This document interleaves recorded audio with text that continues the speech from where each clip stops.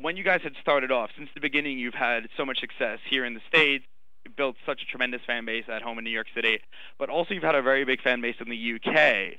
How are the audiences different on both sides of the Atlantic, and how are they similar? Man, it's hard to say. I think UK fans they're good. Like the shows are always good, but like on the second record, we made an effort to just focus on the U.S. I think like the U.S. fans is just like they're really good at kind of just being devoted and sticking with you. UK fans are too, but U.S. fans, in order to kind of see multiple shows, they've got to drive, 4 hours, 6 hours to go to the next city, and you see the same people. They'll follow you, and then they'll die off, and then a new group of people will come, and you'll see them in a couple of different shows, and it's pretty unbelievable that people, would be this devoted. Whereas in the UK, like, everything's so close. So you can see a show from one side of the UK to another, and it's about 6 hours. Wow. But as fan bases go, I mean, the shows are great there. The shows are good here. I said, I think, in the last record, we made a conscious effort to really focus on the U.S. fan base. I think we kind of really wanted to kind of, just devote ourselves to them as they have to us. And we'll go to the UK again. And we went to the UK last time, but just more briefly, and we'll do it again this time. It's also easier to tour there. I mean, the tour here takes a couple months. 2 months. Yeah, 6 weeks to 2 months to cover, not even every city you want to get to. But over there, you can do it. You can do it in 2 weeks. Wow. And play everywhere. Mhm. So now, because you guys have been on the road for years and doing what you've done, and you've established yourself as such a premier live act, you've also been given the opportunity to open for some pretty tremendous bands like Incubus, Depeche Mode, Green Day. Do you ever pick up on anything when you're opening, when you're not the headliner, and add stuff to your shows? Do you ever go into opening these shows as students, if you will, and learning from? Oh, absolutely. Yeah. I mean, it varies. It's like. Right. Because I'm sure the Green Day crowd is completely different from the Depeche Mode. Yeah, when you open up for like a U2, you just kind of take it in, but you don't learn anything because they're just it's just, you watch it and you can't figure it out. There's nothing to figure out. There's no code to crack for them. Right. At this point, maybe if we had seen them, 15 years ago, it would have been easier. But that was just a blast for us. Cool. But for a Green Day, I mean, like I said, I went to Woodstock '94. I was in the mud pit, like the mud slinging, and I saw them. I guess I was there when they were coming up, and people really started to hear about them. Right.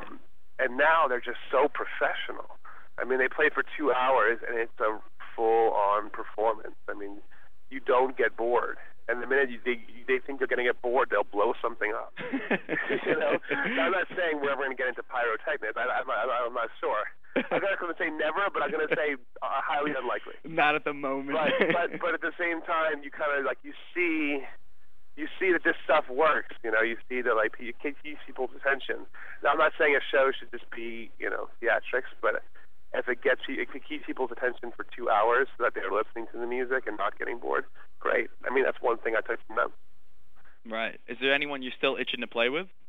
I don't know. I mean, those were great shows. I mean, I'm a Green Day fan, and I'm a professional fan. Those were great. Okay. Itching to play with. I like playing with current groups. I'm a fan of a lot of current groups. Who are you listening to right now? Who am I listening to right now?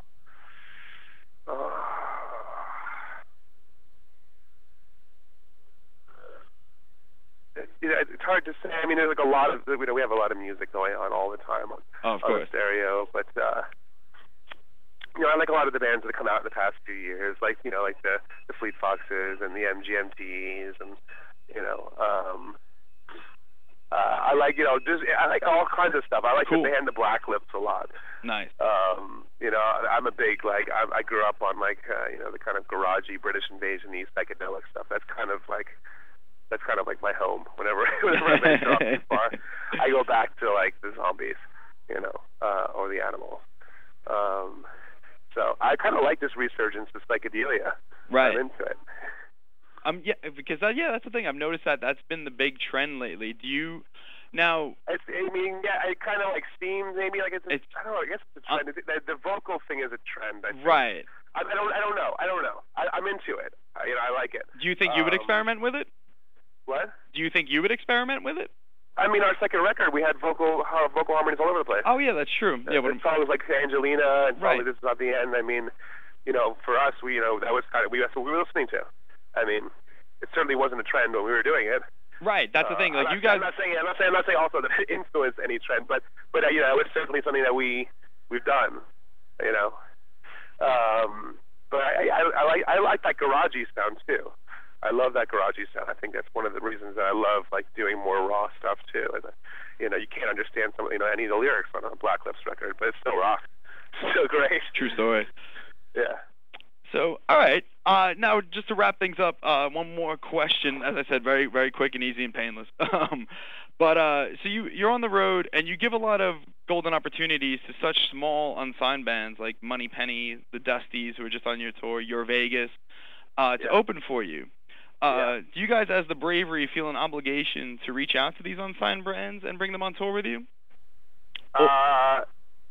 No, I think we've always really enjoyed having a say in which bands we take on the road, and we've always kind of taken advantage of it. We've always just enjoyed it. We'll kind of keep our ear to the ground and kind of hear. We're from New York too. Right. You hear all these new bands. You're like, these guys are great. You have to. These bands are playing every night. So you want it to be representative of music that you like or that you're into or that you think should be heard. Like we're not going to take on a band that that by the time we go on, the audience is like, what was with that? Correct. Yeah. Why did you guys make us listen to that? Right. Yeah. So there's no obligation felt. It's more of just like it's a great opportunity to.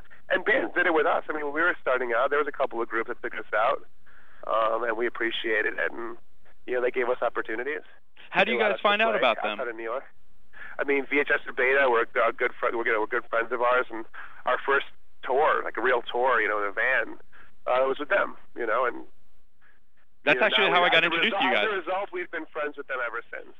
I would love to see you guys back on tour because I missed that tour, and that's how I got introduced to you guys. We ended up going back on tour with them. Oh shit! Like years later, we ended up going back on tour with them. Very cool. Yeah. I guess I missed that one as well. But yeah.